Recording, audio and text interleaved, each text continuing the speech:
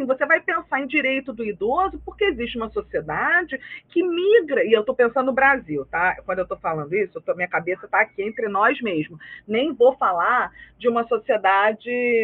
É... Tá bom, espera só um minutinho.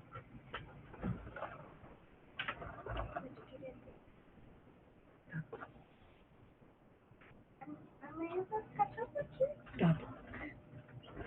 É que eles chegaram da escola e eu estou aqui trabalhando, então ninguém falou comigo direito. Eu saí, fui no banheiro, eu fiquei tentando botar o PowerPoint aqui. Então, enfim, gastei um tempo clandestinamente tentando fazer a apresentação, mas não teve jeito. Bom, vamos passar no momento fofura. Então, a gente só vai pensar em direitos, os direitos vão mudar e a concepção de direitos também muda, porque existem problemas que não existiam 30, 40 anos atrás e agora se colocam. Então, pensando nesse dinamismo, né, das sociedades de forma geral, que a gente tem. Como é que a gente pode trazer, né? O Marshall é um clássico, está lá colocando questões. As questões que o Marshall coloca continuam sendo importantes? Parece que sim, porque continuamos pensando nos desafios das democracias, né? Como é que a gente pode fazer para aprimorar esses sistemas, para fazer com que as democracias, e aí é quase que uma cacofonia, né, que as democracias sejam mais democráticas.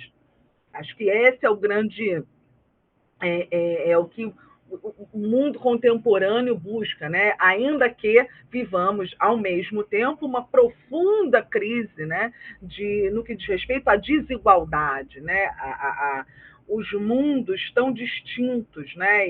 Enquanto que a gente tem, bom, falamos da pandemia agora há pouco, um dos legados da pandemia foi a volta do Brasil, por exemplo, e de vários países do mundo a taxas enormes de uma parcela da população que voltou a atingir os níveis de miserabilidade, né? Pessoas que não conseguiam. E aí a gente pensa, essas taxas, vocês devem saber disso, elas são pensadas à luz daquelas classificações da ONU, né? Então, por exemplo, você deve fazer 3 refeições ao dia, né? Um cidadão, não, você deve ter uma renda de pelo menos $20 ou $15 por dia. É calculado até em dólar esse coeficiente, né? Isso é o mínimo, né? Para que um indivíduo sobreviva, nessas garantias mínimas de sobrevivência que um indivíduo deve ter. Todo mundo que não tem isso está abaixo da linha de pobreza. E aí, só que abaixo da linha de pobreza você tem os miseráveis. E nós voltamos a ter miseráveis. No Brasil, por exemplo, né, voltamos, porque a pandemia destroçou, né, todo o sistema financeiro e econômico, enfim. E aí a gente passa a ter hoje, a partir dos problemas gerados pela pandemia, a luta por direitos que não eram, por questões que não eram elementos que não eram pensados do ponto de vista das políticas sociais mesmo, das políticas públicas, que não seriam pensadas se não tivesse tido a pandemia. Né? Então, a gente tem que repensar, porque hoje, por exemplo, e eu vivo isso na universidade, a gente tem um passivo entre funcionários, professores e alunos, que é o passivo da saúde mental. Né? A gente nunca teve tantos problemas dentro da universidade relacionados à saúde mental, à depressão, a transtornos, né? Por conta da pandemia, que claramente estão identificados com o processo de pandemia, com as perdas, com os problemas, perdas afetivas, perdas financeiras, perdas de forma geral, né? As privações que foram vividas na pandemia, o isolamento, tudo isso produziu efeitos dos mais diversos em várias pessoas. Então, hoje, a gente vê o Estado se debruçando, ou não, né? Porque também esse é um dado que eu sempre falo com meus alunos, assim, o não dado é um dado. Né? Então, assim, se quando eu estava falando sobre o Kingdom, né, e a escolha, as prioridades de uma política pública, eu até estava pensando, né, eu vou falar do Kingdom na próxima aula, na próxima quinta, porque o texto que eu vou usar fala um pouco justamente dessas modelagens, né, das conceituações, né, de modelagem de política pública. Então, quando a gente está pensando em política pública, a gente está pensando também em problemas, em dar conta, né, de questões. Quando a gente está pensando em política pública, a gente tem que levar em consideração a política pública que não entra no rol de prioridades. Porque não entrar no rol de prioridades, ou seja, não ser alvo de ação, não significa que não seja uma política importante. Tá? Isso é fundamental de vocês entenderem. Assim. Vou tentar ser o mais clara possível. Lembra quando eu falei no início da aula, não sei se todos estavam aqui, uma política pública, ela é pública porque ela vem do Estado, então só o Estado pode implementar. Então, e ela está relacionada diretamente com os direitos. Né? Você faz política pública baseado nos direitos de uma determinada sociedade. No caso brasileiro, né, no caso brasileiro, e acho que dos países ocidentais de forma geral, onde que os direitos residem? Na Constituição. Então, a Constituição é o espaço de onde você vai, por onde, né, você vai pensar as políticas públicas, a partir do que está previsto pela Constituição. Você não pode ter uma política pública que não esteja prevista na Constituição. O que seria uma política que não está prevista na Constituição? Caridade, um programa eventual. Estão percebendo? Um governante pode ter uma ideia junto com a sua burocracia, com o seu secretariado, pensar num programa específico e começar a desenvolver. E ele não está previsto na Constituição. Ok, é uma inovação, Qual é o senão? Isso é um programa que pode se tornar uma política pública. Não sei se vocês têm conhecimento disso. O Bolsa Família, por exemplo, ele começa lá atrás, ele é uma junção de vários programas sociais que existiam. Por exemplo, em Brasília você tinha o Bolsa Gás. Em alguns estados você tinha aí os nomes variam, mas tinha tipo Bolsa Escola, que eram incentivos para que as mães mandassem os filhos, mas eram ações isoladas que existiam em alguns estados. O que o Bolsa Família faz? O que o governo federal faz? Ele unifica essas ações, transforma tudo num programa uno, cria as condicionalidades que vão passar pela assistência social, pelos CRAs, né? Porque quem faz esse filtro são os CRAs, é a assistência social local, é um programa que está ele é pensado pela União, mas ele precisa dos estados e municípios para sua execução, não é o governo federal.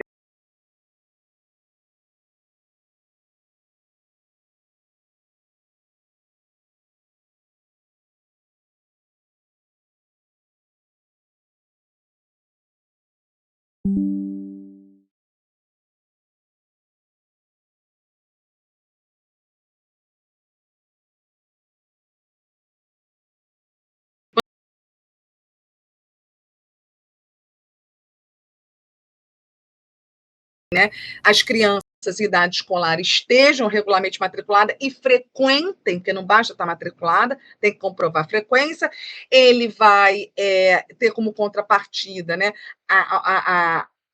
as informações sobre a família, sobre dados de saúde daquela família. Então, essas são as condicionantes do programa. E isso torna com que esse programa aliás, essas ações individuais, não. Essas ações que eram realizadas de forma isolada por estados e municípios no Brasil, elas se tornam uma política pública quando são integradas pela União, pelo governo federal. Dá para perceber? Então, e aí você cria uma política pública porque ela vai ter amplitude nacional.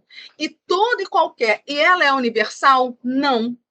Ela é focalizada. Focalizada em que direção? Ela é uma política pública pensada para uma parcela da população que tem características específicas, a saber, que tem uma renda que coloca essa família em situação de vulnerabilidade econômica. Ou seja, a renda dessa família ela faz com que essa família possa não acessar alguns direitos básicos, que são direito à alimentação, direito à moradia digna, aqueles direitos que a gente já falou lá, que fala quase que o tempo todo na aula, que estão presentes na nossa Constituição. Percebem? Então, Sim, cito o Bolsa Família porque acho que é o clássico hoje, né, que a gente estuda quando se pensa em programa de redistribuição de renda. Tem outros programas desse na América Latina, sobretudo na América do Sul, no México também tem. Não é uma inovação, o Brasil não é o único país, talvez o Bolsa Família seja o maior, porque atinge o maior número de pessoas, o Brasil é um país continental, e o volume de recursos envolvidos talvez seja um dos maiores, mas tem outros por outros países da América Latina. Só um momentinho, pode falar, Atanásio. No governo Bolsonaro, ele mudou o nome, né? Ele parou com o programa, mudou o nome, aí alterou o valor. Aí eu lembrei que já há algum tempo fazem a discussão por que que não colocam ele na para ser assim, eu não vou dizer eterno, mas que não seja apoderado por partido. Você pode dar a sua opinião?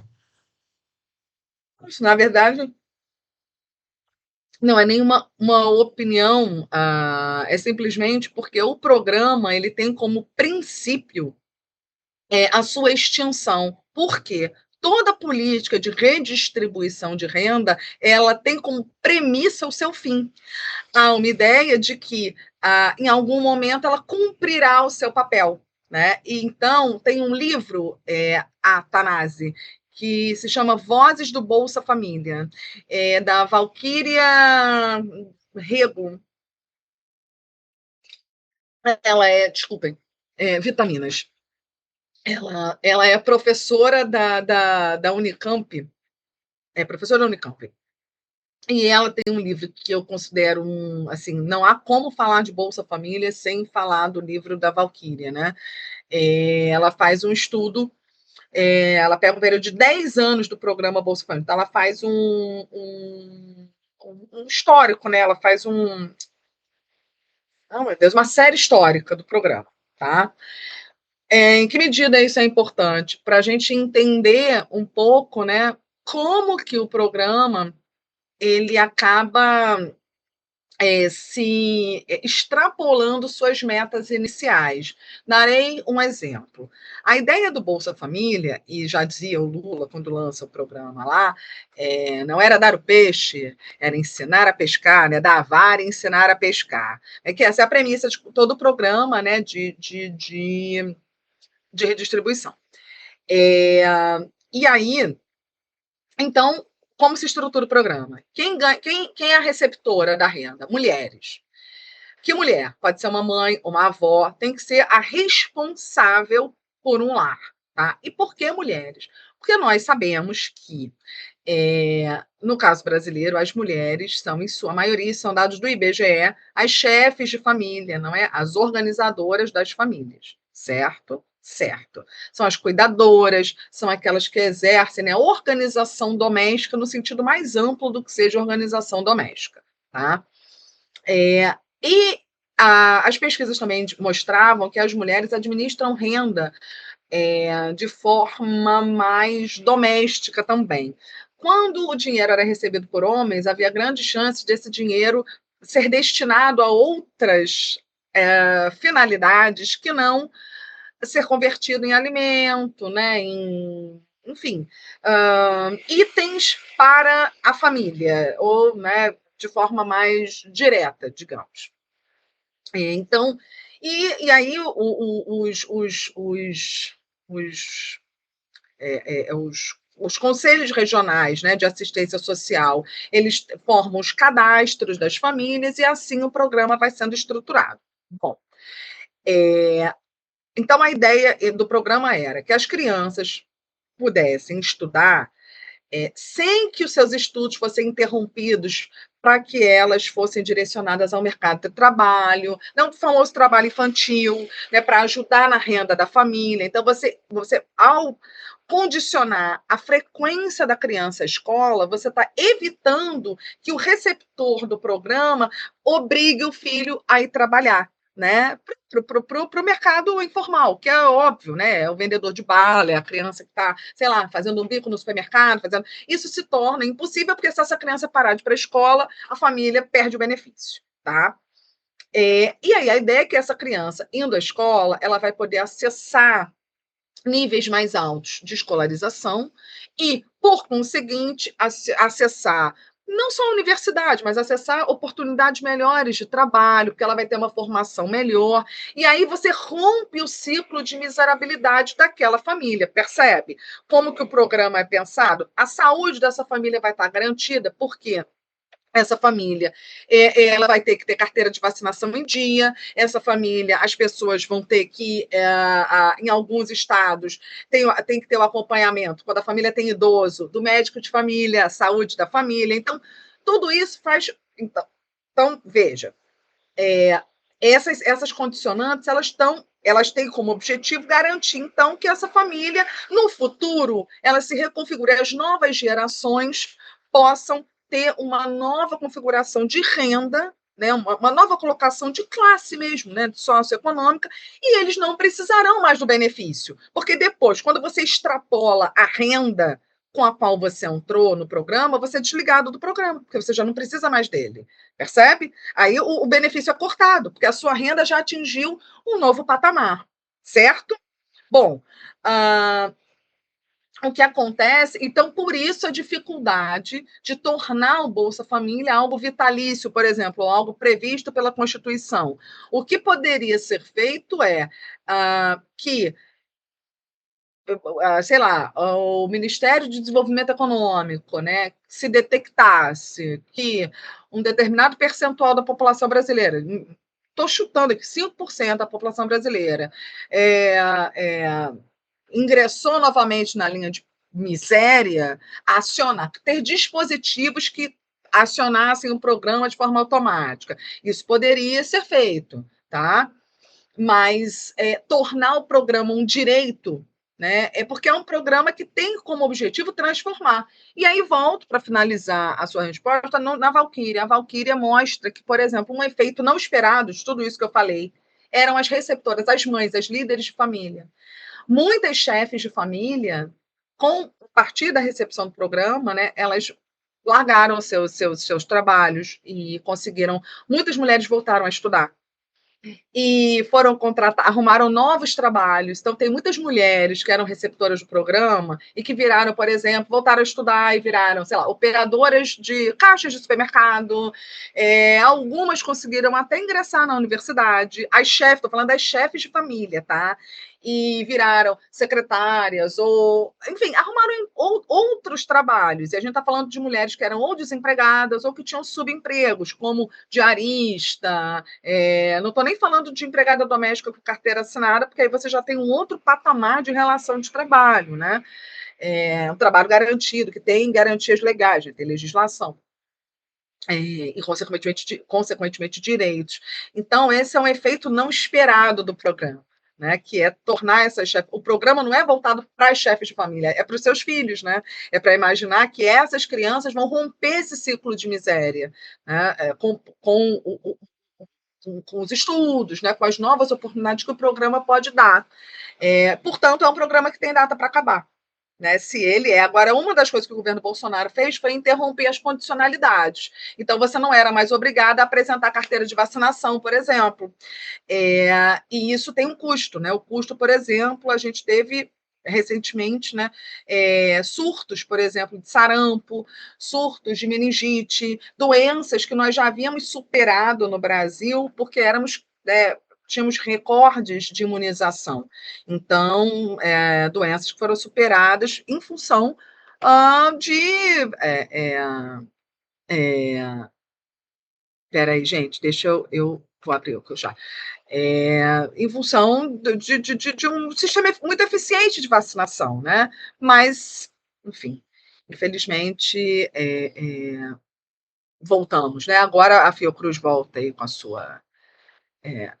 Ai, alguém botou aqui, olha, o livro da Valquíria Leão, o Vinícius, muito, é esse mesmo, Vinícius, é esse mesmo. O link da Amazon que ele botou é esse mesmo, para quem tiver interesse, né? É, E agora que eu estou vendo você, Alex, desculpe, desculpe, o, o, é, Porque, é, já coloquei no carrinho para voltar. só um comentário, esse Olhe para a Fome, ele traz os dados do primeiro e do segundo Vigisan, que é um estudo, né, que visa medir o cenário de insegurança alimentar e nutricional na população brasileira. Uhum. Ele traz dados bem interessantes porque ele também faz recorte por raça, cor, né, por exemplo, mulheres que são chefes da família. Ele mostra que tem Isso. muito naquilo. Eu só quis dizer que eu sempre fico pensando que, assim, eu acho que a pandemia ela acentua as desigualdades, mas a desconstrução das políticas, o enfraquecimento, ele vem com a crise política ali de 2014, 2015, né? Então, eu acho que só transformou a tragédia em algo maior, né? Sim, não há dúvida. Eu brinco com os meus alunos que tinham uma ideia, né, uma ideia lúdica, cândida, né, de que ao final da pandemia todos ouviríamos We Are the World e seríamos todos mais unidos, mais felizes, né, e haveria uma fofolândia no mundo, né, e não, claro que não, é óbvio que não. A pandemia ela só serviu para fazer como a música daquelas meninas ótimas. A música se chama Bum, Xibum, Xibum, Bum, Bum. O rico cada vez mais rico e o pobre cada vez mais pobre. Não existe nenhuma. A pandemia ela aprofundou, ela agravou, ela jogou na nossa cara problemas, né, por exemplo, de saneamento, de acesso à água potável, não é? O uso de máscara, o uso de máscara. Né? Se você andasse por alguns lugares do Rio, as pessoas estavam com uma máscara que não protegia nada, né? Uma máscara de pano, enfim, que sei lá, acho que a máscara estava mais contaminada do que se estivesse sem máscara, entendeu? Então, e por que que isso acontece? Porque é uma sociedade desigual e profundamente desigual. E a nossa desigualdade, para além, né? E aí eu resgato o Vanderlei, o Cidadania e Justiça, a nossa desigualdade ela tem a ver com uma ideia muito triste, acho que por isso política pública. Me lembro de um amigo que na pandemia falou: a gente devia mudar o nome do curso de política pública para história, porque a história da política pública acabou. Né? E eu me lembro que aquilo me bateu muito mal. Eu falei, caraca, será? Será assim que acabou, né? Porque é você desistir de pensar em direito, né? Porque a gente já é uma sociedade que não acessa direito. Não tem conhecimento dos seus direitos. Esses surveys sempre são ótimos. Se você perguntar para a população, a senhora sabe se a senhora tem direito a apoio jurídico gratuito? A senhora sabe que a senhora tem direito? As pessoas nem sabem, entendeu? As pessoas nem conhecem. Como é que você vai reivindicar algo que você nem sabe que você tem? As pessoas reiteradamente olham para o Estado e olham para políticas públicas como se fosse um favor, uma caridade, quando não é. Né? Quando não é direito. Então, essa dificuldade, né, da gente entender a política pública como algo que é nosso e é para todo mundo. Então, assim, a gente se esconde, ainda tem a perversidade, que é a ideia de que o público é ruim, o público é lento, o público é ineficiente, e aí você busca fuga no mundo privado. O mundo privado vira um mundo da excelência, vira um mundo, né, esse gerencialismo, né? Então é a meta, e vamos dobrar a meta e vamos, né? E que o Estado, claro, precisa olhar para a iniciativa privada para encontrar a tríade de eficiência, eficácia e efetividade. Mundo é esse? Então, assim, eu acho que quando a gente vai estudar a política pública, vai entender política social e vai entender.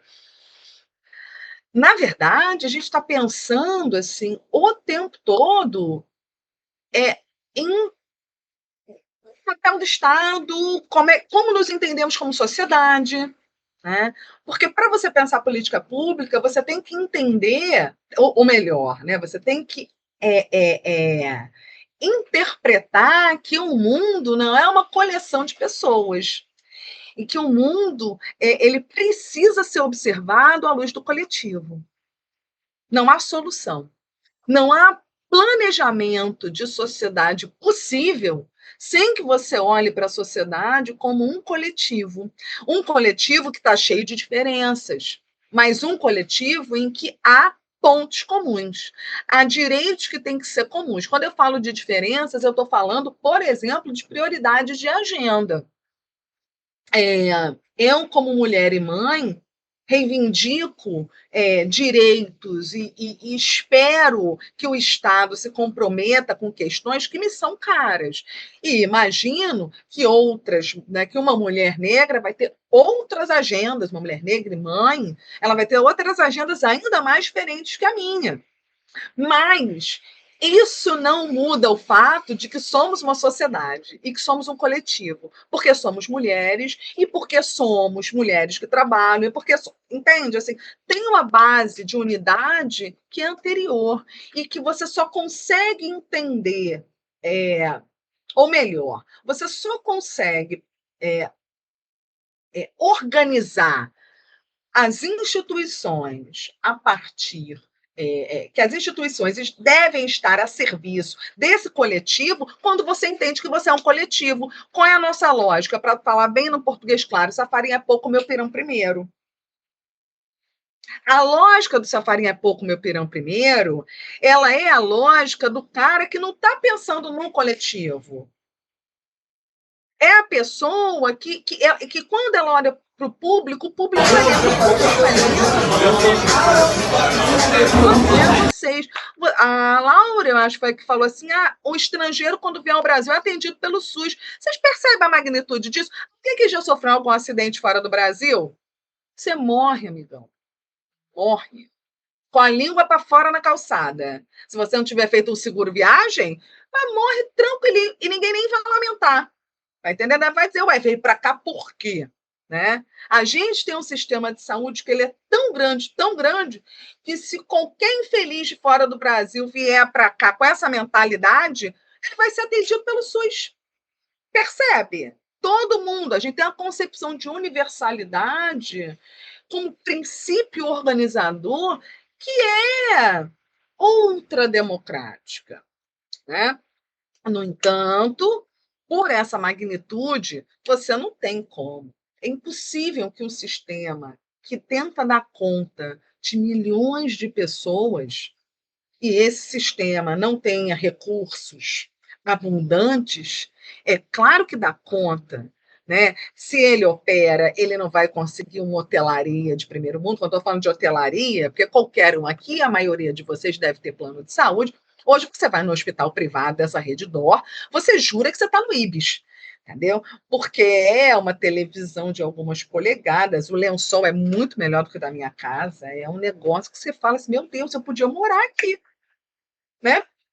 De uma eficiência, uma hotelaria, não estou falando da qualidade do atendimento, mas a hotelaria é ótima. Então,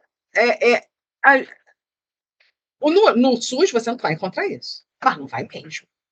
Não vai mesmo. Mas você vai entrar em qualquer hospital e eles vão te atender. Pode demorar, pode ficar, mas você vai ser atendido, percebe? Ninguém nega atendimento. É como escola. Você vai botar seu filho numa escola. Qual é a escola? É a Coelhinho Azul? Não interessa. Você vai encontrar uma escola. Seu filho não vai ficar sem escola. Tá? Porque tem que ter vaga. Tem que ter. O Estado garante, tem que ter. Você judicializa, arruma. Vai ter. Entende? Porque é direito garantido. Agora, quando a gente olha para os direitos dessa forma predatória, aí fica difícil pensar política pública universal. Aí a gente fica nesse dilema, né? E eram essas as provocações que eu colocava no final lá do slide. Como é que a gente pode pensar em políticas universais nesse cenário, né? Será que o Marshall, de repente, né? E essa ideia, né, caiu em desuso, ficou, né? Old school, ficou. Na verdade, assim, eu tenho dificuldades em pensar que, se vocês quiserem me dar exemplos, em que momentos nós vivemos um cenário em que direitos universais vigoraram, assim. Pode ser até fora do Brasil, se vocês quiserem, assim. Em que momentos da nossa essa história recente, né? Vou até ser generosa com recente, tá? Nos últimos 30 anos, né? Em que momentos a gente pode observar é, um, um universalismo de procedimentos, né? Um acesso aos direitos mais amplo, é, um, um momento em que a sociedade, de uma forma mais, não sei se mais geral ou mais homogênea, né, pôde acessar esses direitos, ou uma política pública, posso até mudar um pouco o tom da pergunta, pensar numa política pública que teve um caráter universal mais amplo. Vocês conseguem pensar na nossa, pode ser no Brasil, pode ser fora do Brasil, você bem. Vocês conseguem me dar algum exemplo? Uma política assim, bem sucedida? Enfim, etapa de vacinação durante a Covid foi, enfim, teve gente que não quis se vacinar, mas as vacinas foram oferecidas. Foi, verdade. Raquel, né? Sim, Raquel. Não, do ponto de vista do Estado, perfeito. Mas é o que você disse agora. Como tem Eu gente. acho o ponto que você provocou, desculpa, João, é que você falou assim, muita gente não quis a vacina. Quis a vacina, mas ela foi Até hoje não foi- e até hoje não quer. até Quem falou hoje isso não foi o tem. João. Exato. Vou Fala, João. João fala, depois eu falo. Ah, tá. Não, Eu achei é isso mesmo. Só terminar a história da não vacina. Uhum. Porque esse ponto é muito bom. Fala, Alex, que eu quero Eu fiquei voltar no pensando- ponto. E é mesmo em relação Pode falar, Ju. Não, fala aí, depois eu dou a vida. Não, pode terminar. De boa. Tá, é que eu penso muito na política assim, de controle do tabagismo no Brasil. Inclusive, é uma referência para o exterior, né? A própria política de incentivo ao aleitamento materno, né? A questão do direito das mulheres gestantes, eu acho que são políticas bem-sucedidas. Uhum. Só para citar o Brasil, né? Sim. Mas, João, você quer falar mais alguma coisa?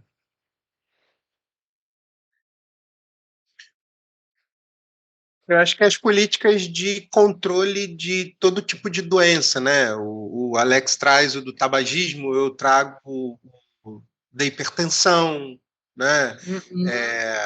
Diabetes, né? E que, inclusive, são medicamentos distribuídos pelo próprio SUS, né? Então, você recebe lá o atendimento pelo SUS, e aí, né, como você falou assim, pode demorar? Pode, porque é para uma população total, né? Por mais que, né, não sejam todos 212 milhões, mas é a maioria, né? Então, a minoria hoje tem plano de saúde e que mesmo assim, inclusive, está muito pior do que o SUS, né? Assim, na questão de atendimento. Então, assim, todos esses controles, eu estou dizendo que eu sou da saúde também, né?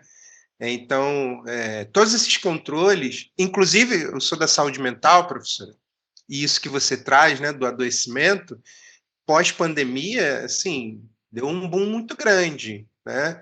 Então, os CAPs estão lotados, né? Muito mais do que as unidades básicas de saúde, muito mais do que as UPAs estão também, né? Sim, eu tive um aluno agora, recente, que ficou um ano na fila do CAPES buscando atendimento, mas conseguiu, e, enfim, está tendo acompanhamento, mas foi um ano de espera. E a UF criou um sistema de acolhimento justamente para tentar dirimir um pouco, mas a UF, né, assim, se está difícil para o CAPES, imagina para a UF. Né, é covarde até a gente cobrar. Mas, pegando carona aqui no que vocês. Bom, o que tem em comum no que muitos de vocês. Sim, sim, sim, sim. o que se chama de regulação não ajuda em nada. Exatamente. Agora, o que tem em comum no que vocês falam das campanhas de saúde, não sei se vocês sabem disso, mas no processo da Constituinte brasileira, um dos grupos que mais teve força junto à Constituinte, a Constituição, né, até pensar, o que é o processo de Constituinte? Você foi fazer a nova Constituição, então, o que vai ter na Constituição? O que esse texto vai prever? Né? E você tem os grupos, né? Os grupos de áreas. Um dos grupos mais fortes e mais importantes na nossa Constituição foi o grupo da saúde.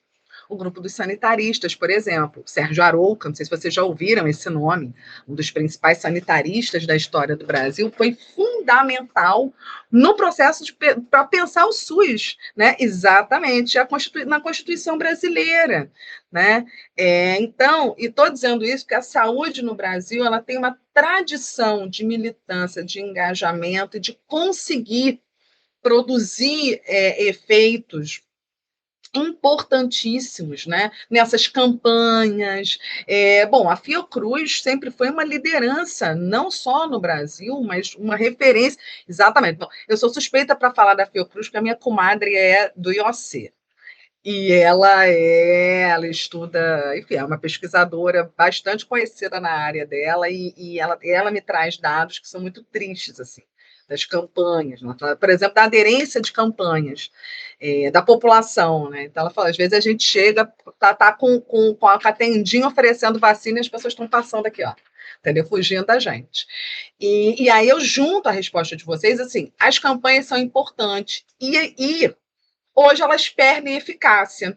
E eu junto com que a Raquel e o João que falaram no início, né? O governo brasileiro ofereceu vacinas para todo mundo na pandemia, né? Vacinas de Covid. Aí o João complementa, nem todos aceitaram. Você é da Fiocruz, Cláudia, também? Ela botou, sou suspeita. Ou você é profissional de saúde? Quando é suspeito, ou é profissional de saúde ou é da Fiocruz. Ah, tá. Minha comadre. Ela é Vanessa. Ela é do IOC. E ela participou de campanha, enfim. Então, ela fala, assim, apavorada dos dados, eles têm os dados, né? A coisa começa a declinar em 2016, 2018, declina consideravelmente, e aí a coisa vai ladeira, ladeira, ladeira, agora eles voltam, né? A IOC, a ESP também, a ESP é o lugar pelo qual tem um apreço especificamente, exato. A ESP, para quem não sabe, é a Escola Nacional de Saúde Pública, né, que a gente fica falando aqui, né, o Instituto Oswaldo Cruz, eles são órgãos da Fiocruz e que têm atuações distintas, né? Digamos que o IOC é o pessoal mais da biologia, né, da medicina, né, e a ESP também tem esse pessoal, mas assim, é mais, digamos, a saúde pública, a saúde coletiva, né? Na ESP a gente está pensando, as pessoas que estão na ESP estão pensando mais por esse viés, né, da saúde coletiva. Bom, mas deixa eu só terminar a minha associação, que eu vou me empolgando aqui. Quando Raquel e João falam assim, mas nem todo mundo quis a vacina. Por que isso é importante do ponto de vista da cidadania e da política? Se nós formos pensar pela ótica liberal, as pessoas poderiam não aceitar a vacina, afinal de contas, meu corpo, minhas regras, eu vou tomar vacina se eu quiser, porque a vontade é minha, o corpo é meu, eu tomo vacina se eu quiser. Então, não quero tomar vacina, não vou tomar vacina. Tá ok? Tá ok, né? Nenhum problema, certo? Pois é, só que... Eu acho que... Não. Oi? Quando você... Eu acho que vive em sociedade, entendeu? Pois é, difícil, João. E este era o ponto que eu queria, assim, né? Fazer o meu auge de fechamento se esse pensamento seria ótimo, se você fosse o Robinson Crusoe, se você fosse o Tom Hanks no filme lá que ele a bola numa ilha, não é? Mas nós não vivemos em ilhas. Nós somos cidadãos que vivem em sociedade, em um coletivo. Então, quando você é parte de um coletivo, né, você não pode decidir de forma individual. Você pode decidir dentro da sua casa o que você vai comer.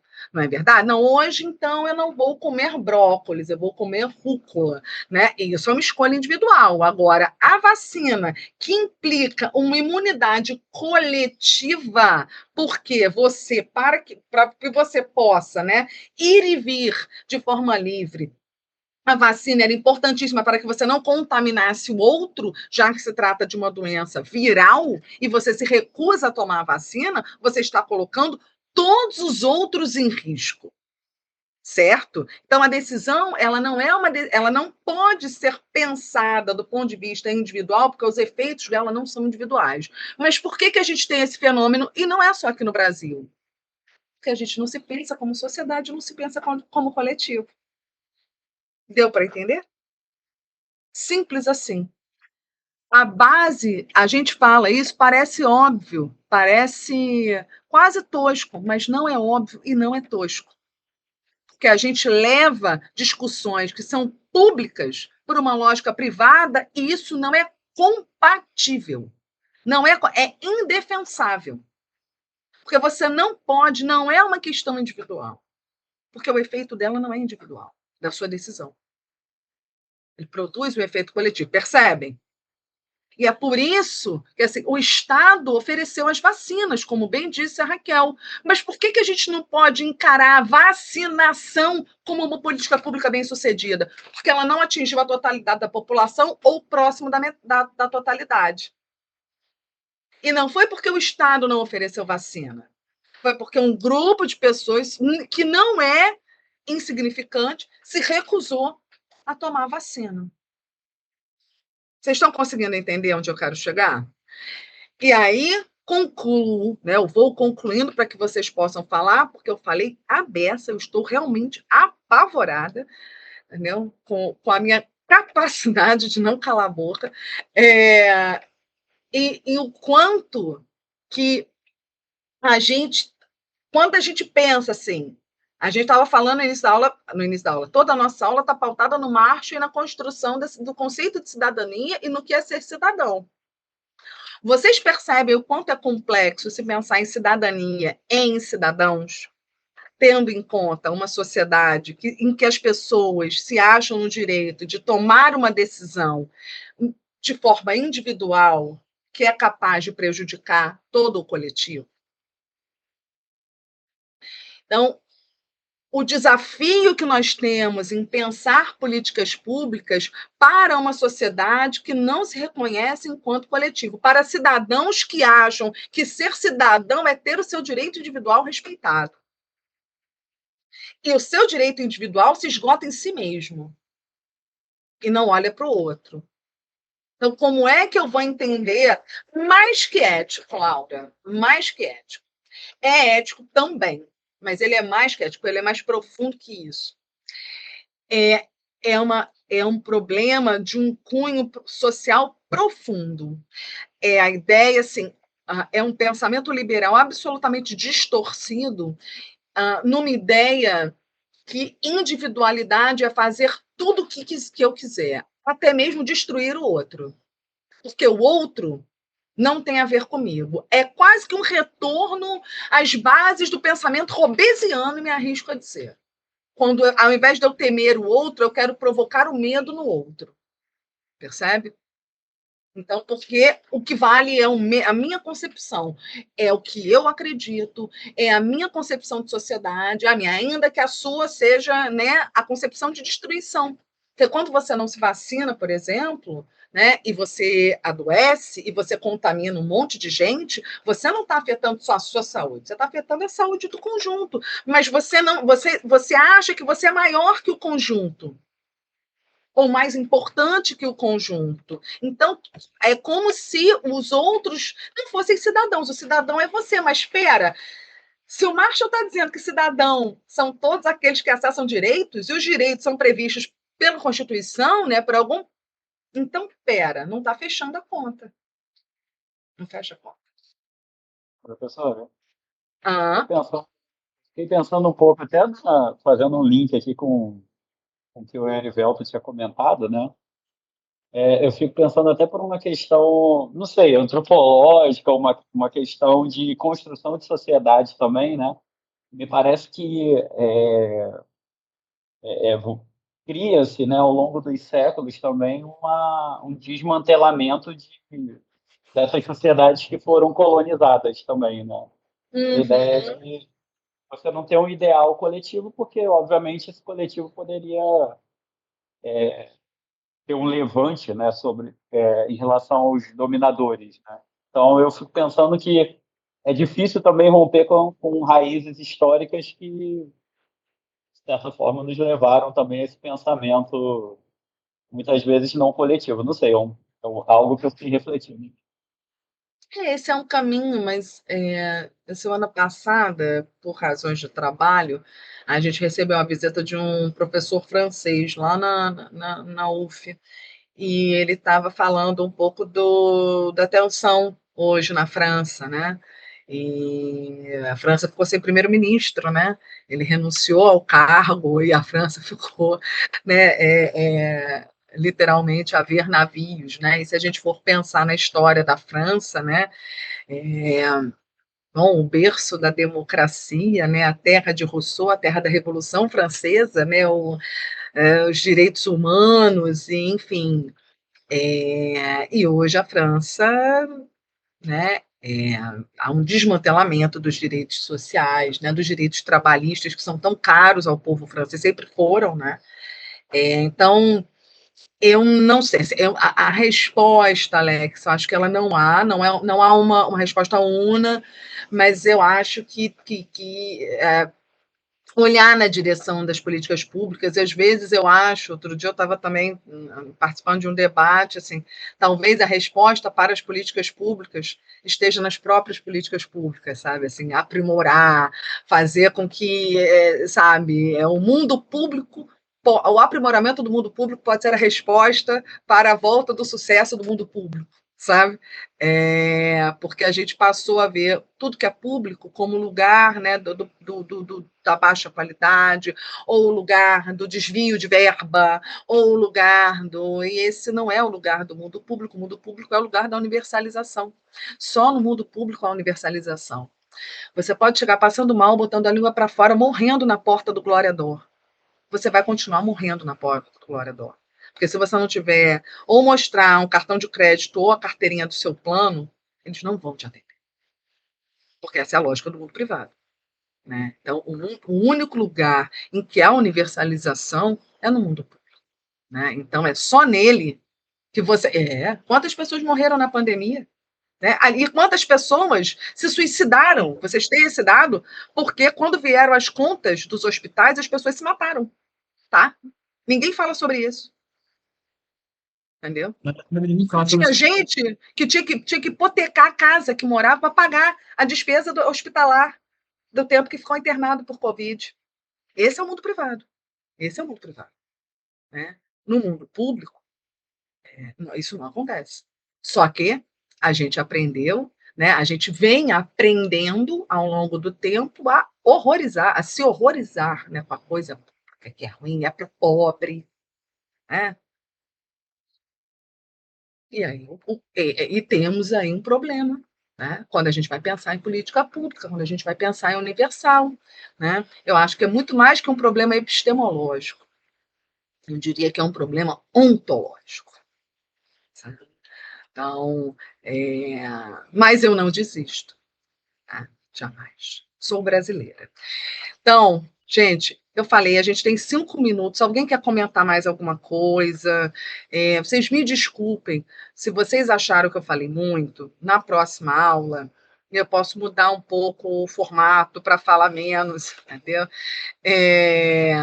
Porque, não sei, de repente vocês não queriam fazer mais perguntas, eu não deixei. Desculpem. Excelente. Imagina, professora. Tá? Excelente. Muito obrigada. Não, mas vocês podem falar isso, tá, gente? Porque né? Às vezes, né, eu vi algumas mãos, mas a Laura me deu uma espécie de tutorial antes de começar a aula, que vocês são muitos, às vezes não dá para ver a mão levantada, mas vocês têm um grupo oculto? Tá bom. Então, vou fingir que não li essa informação, porque senão eu vou começar a ficar grelada, entendeu? Mas grelada, uma giridosa. Mas, tá bom. Eu vou preferir acreditar, porque senão eu vou ficar sem dormir. Então, melhor acreditar, não é? Mais vale uma mentira sincera do que uma verdade, né?